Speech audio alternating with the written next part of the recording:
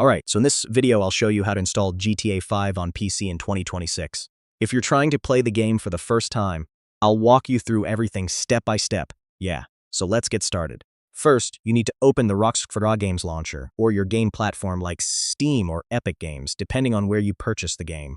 Make sure you're signed into your account on Rockstar Games. Now go to your game library. If you already own GTA 5, you'll see it listed there. Just click on the game. Next, click the Install button. You'll be asked to choose an installation location on your PC. Pick a drive with enough free space because GTA 5 is a large game. After that, the download will start automatically. This might take some time depending on your internet speed, so just wait patiently. Once the download is complete, the launcher will automatically install the game files. You don't need to do anything during this step.